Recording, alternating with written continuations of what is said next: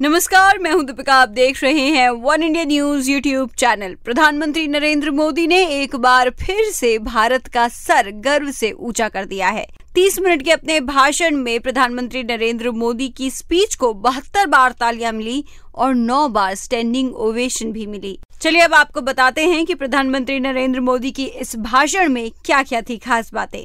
उन्होंने Indian talent की तारीफ करी और स्पेलिंग बी के जिक्र पर पूरी संसद ठहाके मारने लगी। उन्होंने कहा, दोनों देशों को 30 लाख इंडियन अमेरिकन जोड़ते हैं।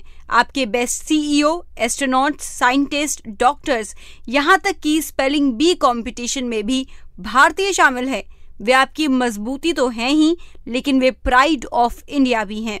उन्होंने ये भी कहा कि भारत के हजारों साल पुराने योग को यूएस में 3 करोड़ लोग फॉलो करते हैं। अमेरिका के लोग कर्व बॉल थ्रो करने से ज्यादा योग के लिए शरीर को मोड़ते हैं और अब तक हमने योग पर इंटेलेक्चुअल प्रॉपर्टी राइट का दावा नहीं ठोका है। पीएम मोदी को अपने भाषण में जिन बातों पर स्टैंडिंग ओवेशन मिली, उनमें से कुछ बातें ये थीं।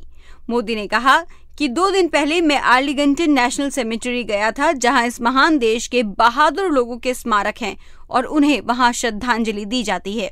दुनिया भर में इंसानियत कायम रखने के लिए भारत आजादी की हिफाजत करने वालों और बहादुर पैदा करने वाले इस मुल्क की कुर्बानियों की तारीफ करता है। इसके बाद जैसे ही उन्होंने अपनी स्पीच खत्म करी, अमेरिकी सांसदों में उनके ऑटोग्राफ लेने की होड़ लग गई।